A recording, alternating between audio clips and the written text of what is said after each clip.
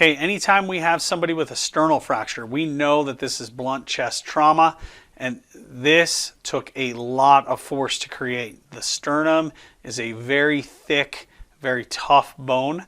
It's associated with 25 to 45% mortality rate, and this is because of the associated injuries, because whatever generated enough force to fracture a sternum has generated enough force to damage the internal organs.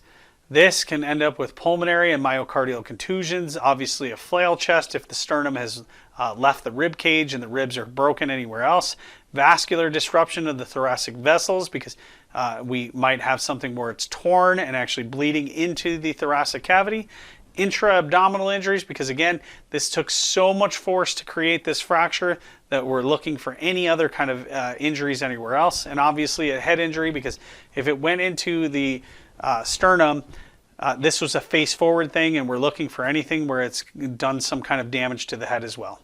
Okay, so we're going to back off a little bit from the big heavy injuries and now we're going to talk about things that are a little bit smaller, but these should also not be taken all that lightly.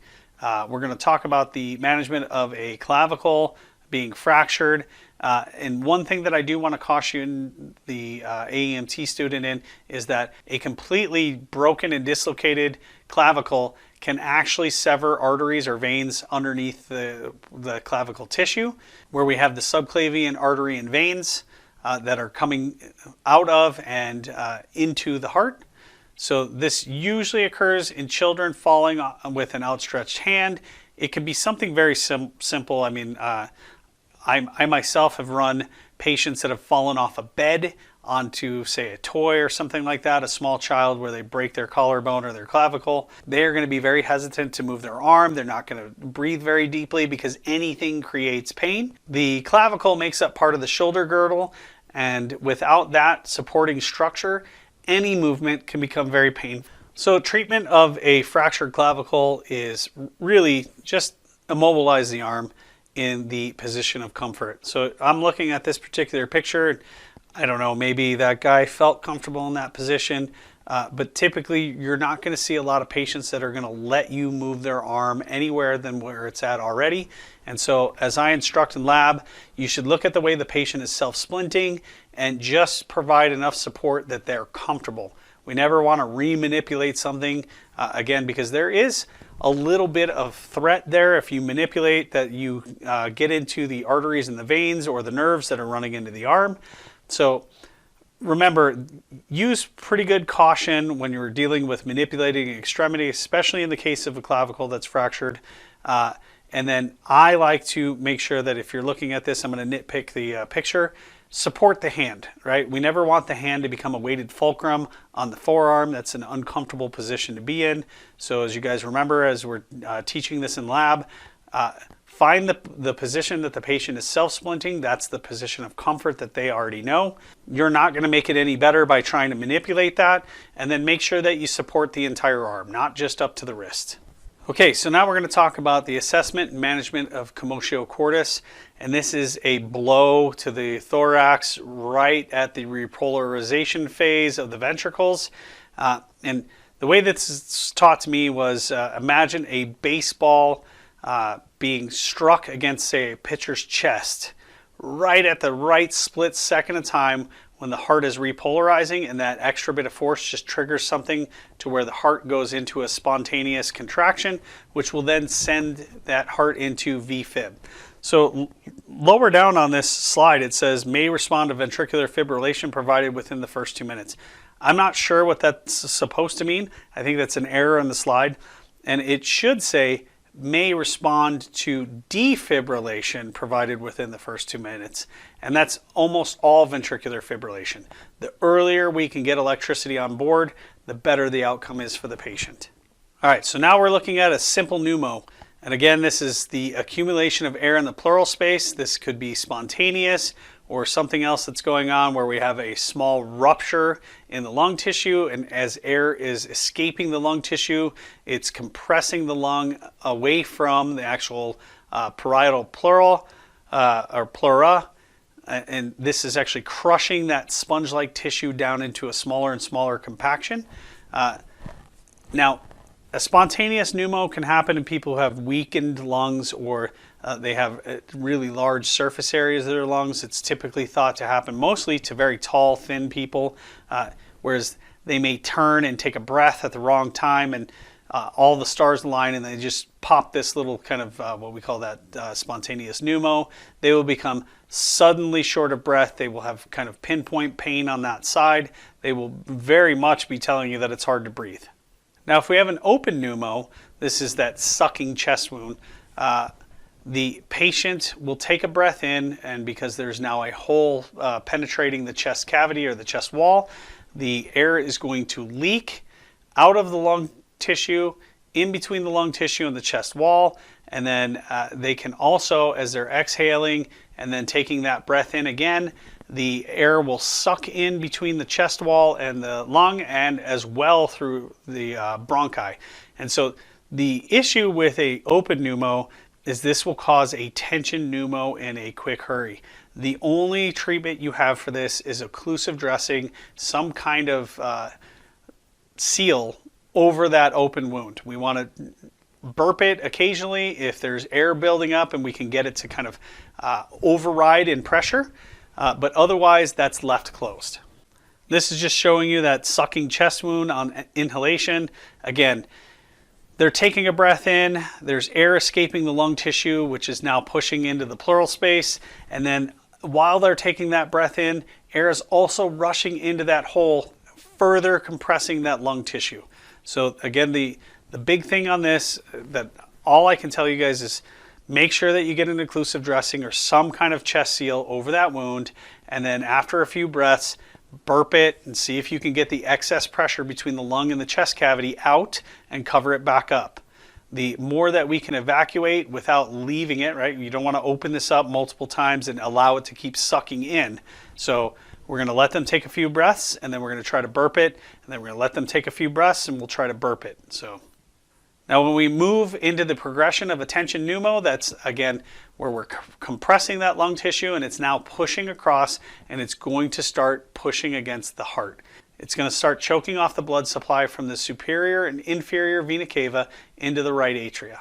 Now, if you suspect that you have a hemothorax, there's really not a lot you can do. If they have an open wound to the chest, like you're going to have something covering it, and if they start bleeding out of that, you're going to just let it kind of fill up and try to hold on for this one. This is rapid transport. This is a pretty bad deal here. Even in the event of an ALS unit, there's nothing that we can do in the field that's going to stop this. Unfortunately, the chest cavity can hold a significant amount of blood, and if a patient loses that much blood that quickly, their chances of survival are pretty low. So again, this is one of those things where you guys recognize that you're in a bad way and you need to get to the surgical suite as quickly as possible.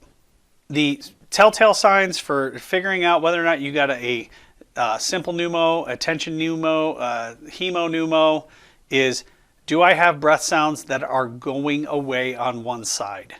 If you have breath sounds that are diminishing on one side, you know that there's a problem in that lung. It's very rare that it happens in both, and there's a huge problem there. And so you can rendezvous with ALS and see if they can needle decompress.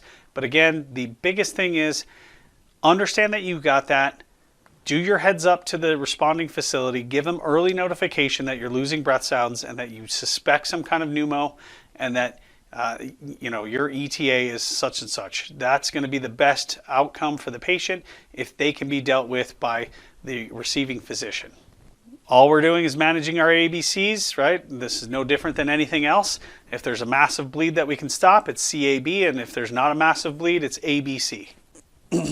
So there's a lot of very specific chest traumas that you're really not able to diagnose, and there's really no treatment that you're able to give, and it's just really rapid transport, and understand that there are severe vital structures inside the thoracic cavity that separate it from the abdominal cavity. In the event of a traumatic asphyxia, this is something that can be very obvious to you. It's sudden and severe compression of the chest. It produces an increase in interthoracic pressure. You will see distended neck veins, cyanosis in the face and the upper neck, bulging eyes, and swelling of the conjunctiva.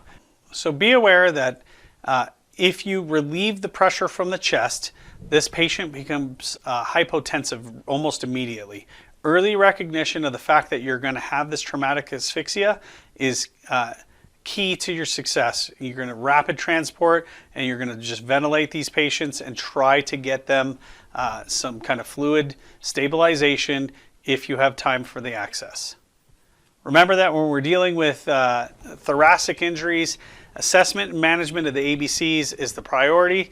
And again, it's CAB if there's a significant bleed that we can stop, ABC for everything else. High flow O2, making sure that we're getting to a 90 to 94% O2 saturation. You can utilize positive pressure ventilation as needed if appropriate, right? And so like CPAP is contraindicated if you have any kind of barotrauma, meaning that you have any kind of lung trauma. It's sometimes needed to be aggressive in the treatment of airway and shock, so make sure that you understand when this patient needs to have their airway managed for them and treat all your signs and symptoms of shock that you can. Try to understand all the different types of injuries that you're dealing with. You don't want to take any of them lightly, and it's more important for you to actually just kind of transport your patient to the appropriate facility than it is for you to try to diagnose pericardial tamponade on the side of a freeway. You're not doing anybody any favors by taking the time to try to come up with these things, so just get them into the rig and go. Most patients who are dealing with some kind of thoracic trauma are going to have fear, anxiety, and panic because they feel like they're suffocating and there's a pain response. So psychologically supporting them and trying to reassure them that you're doing everything you can and you're going to get them to the appropriate facility as quickly as possible is one of the better things that you can do for that patient. Okay guys, so we're talking about thoracic injuries, and like again, this is one of those things where we're going to be dealing with people who are having a significantly hard time breathing because of these injuries. And if you want to see people panic and go into complete fear, have them have the sensation of suffocating. You will never see a patient flail around more than somebody who feels like they're awake and suffocating. You need to be on top of these injuries, and you've got to do the best that you can with managing them. And that means calming them down and controlling their ventilations if at all possible. Get their O2 sat up and get them moving to the appropriate facility. It doesn't matter if it's trauma or some kind of just random medical problem. These people need an intervention that for the most part you're unable to deal with. Short of pulling a foreign body out of their mouth, you're really not able to actually utilize any tools or any drugs that are going to change this in regards to trauma. Try to remember that the goal of EMS is to get our patients to definitive care in the most safe and expedient method possible.